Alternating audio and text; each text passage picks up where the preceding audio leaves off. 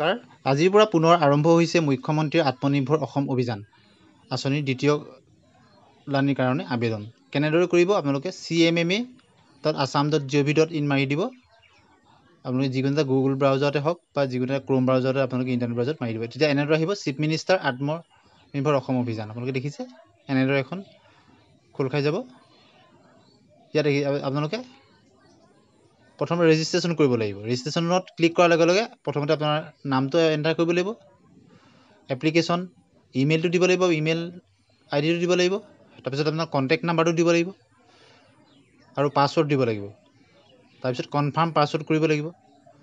দেখিছে এনেদৰে প্ৰথমে আপুনি যিসকলে নতুনকৈ আবেদন কৰিব তেওঁলোকে প্ৰথম ৰেজিষ্ট্ৰেশ্যনটো এনেদৰে কৰি ল'ব লাগিব। ফাৰ্ষ্ট ষ্টেপ এইটো। পৰৱৰ্তী সময়ত আমি সকলোখিনি আলোচনা কৰিম। যোৱাবাৰ কি ভুল কৰিলে আপুনি, কি কাৰণে আপুনি নাপালে, এইবাৰ আপুনি কেনেধৰণৰ সচেতনতা অৱলম্বন কৰিব লাগিব, সকলোখিনি ডিটেইলছ আমি ইয়াত আলোচনা কৰিম। ভিডিঅ'টো শেষলৈকে চাব। আপোনালোকে নিশ্চয় দেখিছে cmAA.assam.gov.in এনেদৰে মাৰি দিয়াৰ পিছত এনেকৈ আহি যাব চিফ মিনিষ্টাৰ্ছ আত্মনিৰ্ভৰ অসম অভিযান। গতিকে তেতিয়া দ্বিতীয় লানি আজিৰ পৰা আৰম্ভ হৈছে 5 তাৰিখ। গতিকে আপুনি যিসকলে নতুনকৈ কৰিব তেওঁলোকৰ কাৰণে যিটো নতুনকৈ কৰিব লাগিব ছেকেণ্ডৰ কাৰণে হাউ টু এপ্লাই কেনেকৈ কৰিব। ফাৰ্ষ্ট ষ্টেপটো হ'ল ৰেজিষ্ট্ৰেশ্যন, যিটো প্ৰথমে মই ভিডিঅ'টোৰ আৰম্ভণিতে দেখাইছিলোঁ। ৰেজিষ্ট্ৰেশ্যন কেনেকৈ কৰিব লাগিব। ৰেজিষ্ট্ৰেশ্যনত ক্লিক কৰাৰ লগে লগে সেইখিনি আহিব, ফৰ্মখন ফিল আপ কৰিব লাগিব। ফাৰ্ষ্ট ষ্টেপটোত registration, register online in the portal through mobile email automation. মোবাইলৰ যোগেদিও কৰিব পাৰে, কম্পিউটাৰ যোগেদি আপুনি ফাৰ্ষ্ট যিটো ষ্টেপ ৰেজিষ্ট্ৰেশ্যনটো আপুনি কৰিব। এইটো হ'ল একদম ফাৰ্ষ্ট প্ৰাৰম্ভিক ষ্টেজ। ফাৰ্ষ্ট ষ্টেপটো আপুনি কমপ্লিট কৰি ল'ব লাগিব। ফাৰ্ষ্ট ষ্টেপটো কমপ্লিট হ'লে দ্বিতীয়টো আহিব apply for scheme, apply for chief minister Atmanirbhar Assam. Registration হোৱাৰ পিছত 2 নম্বৰ ষ্টেপটো হ'ল এপ্লাই ফৰ স্কিম। আপোনাৰ স্কিমটোৰ কাৰণে আপুনি আবেদন কৰিব লাগিব। এইটো হ'ল দ্বিতীয় ষ্টেপ। ষ্টেপ বাই ষ্টেপ আপোনালোকক ভিডিঅ'টো শেষলৈকে চাব। তৃতীয়টো হ'ল get acknowledgement, receive acknowledgement certificate on submission of application. 3 নম্বৰত আপুনি একনলেজমেণ্ট শ্লিপ এখন ওলাই যাব, এপ্লিকেশ্যনখন আপুনি। 4 নম্বৰত আহিব scheme benefit, disbursement of fund through DBT mode to the eligible applicant. যিসকল চিলেক্টেড হ'ব এইবাৰ যেনেকৈ 25,000 পালে তেওঁলোকে সেইটো 4th ষ্টেজত পাব। গতিকে আমি আঁচনিখনৰ কেনেকৈ চাম, কিছুমান কি অবজেক্টিভ চাম। হাউ টু এপ্লাই কেনেকৈ কৰিব লাগিব। Only the registered applicants are eligible for applying for the scheme chief minister Atmanirbhar Asom অভিযান। কোনে কোনে আবেদন কৰিব পাৰিব, এলিজিবিলিটি ক্ৰাইটেৰিয়া কি। The registered application need to click the log in apply now. প্ৰথম আপুনি একবাৰ ৰেজিষ্ট্ৰেশ্যন প্ৰথমটো হৈ যোৱাৰ পিছত আপুনি লগ ইন কৰিব লাগিব। সেইকাৰণে আপুনি পাছৱৰ্ডটো আপুনি ভালদৰে লিখি থ'ব, আপোনাৰ ৰেজিষ্টাৰ্ড মোবাইল নাম্বাৰতে থ্ৰু কৰিব লাগিব আৰু আপোনাৰ যিটো পাছৱৰ্ডটো দি আপুনি লগ ইন কৰিব লাগিব। The registered applicant need to click log in বা apply now. Provide to the home page, provide registered mobile number and password. OTP আহিব আপোনাৰ এপ্লাই নাও টিপাৰ লগে লগে। To apply in chief minister Atmanirbhar Asom Abhiyan registered applicant need to click the apply for scheme.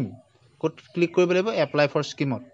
Registered applicant have to fill up all the necessary details, সকলোখিনি details feel up কৰিব লাগিব। Upload required documents as applicable, যিখিনি document আপোনাৰ বিচাৰে সেইখিনি ভালকৈ upload কৰিব। Registered applicants have to upload the project report based on the selection process. Project ৰিপৰ্টটো আপুনি পৰৱৰ্তী পৰ্যায়ত দিবগৈ লাগিব। যোৱাবাৰ যিসকলে দিছিলে তেওঁলোকে গম পায়। প্ৰজেক্ট ৰিপৰ্টটা ভালদৰে ছাবমিট কৰিব লাগিব, তাত চেম্পলো দিয়া থাকে। After successful submission of an acknowledgement slip is generated along with a reference number. আপোনাৰ একনলেজমেণ্ট শ্লিপ দিব, ৰেফাৰেঞ্চ নাম্বাৰ দিব, with the help of which a registered applicant can track the status. নিজৰ ষ্টেটাছখিনি চাই থাকিব পাৰিব। আপোনাৰ নাম্বাৰ এটা পাব, সেইমতে আপোনাৰ ষ্টেটাছটো কেনেকুৱা ধৰণৰ ষ্টেটাছ আছে আপুনি সকলোখিনি গম পাই থাকিব, চাই থাকিব পাৰিব পৰৱৰ্তী সময়ত। গতিকে এইবাৰ যিহেতু 75,000 দিব, গতিকে এইবাৰ যোৱাবাৰতকৈ যথেষ্ট 3 গুণ বেছিয়ে পাব। প্ৰথম কিস্তিত 25,000 পালে, এইবাৰ 75,000 দিব। গতিকে যথেষ্টখিনি পোৱাৰ সম্ভাৱনা আছে। গতিকে আপোনালোকে যোৱাবাৰ কিবা কাৰণত নাপালে যদিও আপুনি কিন্তু হতাশ নহ'ব। Eligibility applicant should possess educational qualification as, কেনেকুৱা ধৰণৰ এডুকেশ্যনেল কোৱালিফিকেশ্যন লাগিব সেইটো আপোনালোকে চাই লওক। কি কোৱালিফিকেশ্যন লাগিব। মিনিমাম কোৱালিফিকেশ্যন ক্লাছ 10 পাছ হ'ব লাগিব, মেট্ৰিক পাছ হ'ব লাগিব। দেখিছে for general candidate belonging to general, দেখিছে মিনিমাম আপুনি মেট্ৰিক পাছ হ'ব লাগিব, ক্লাছ 10 পাছ হ'ব লাগিব, তেওঁলোকে কৰিব পাৰিব। জেনেৰেলটো SC ST কেটেগৰী। আৰু প্ৰফেচনেল কোৱালিফিকেশ্যন থকা যেনেকৈ ITI হওক বা এনেকুৱা ধৰণৰ থকাখিনি এডভান্টেজ আছে। তেওঁলোকে সেই নিজৰ নিজৰ ট্ৰেড অনুযায়ী তেওঁলোকে প্ৰজেক্ট ৰিপৰ্ট দি ছাবমিট কৰিব পাৰিব। The application should have to bank account থাকিব লাগিব। Application should have not default any লোনৰ ডিফল্টাৰ হ'ব নালাগিব। তেওঁৰ নিজৰ এটা ছেভিং একাউণ্ট থাকিব লাগিব।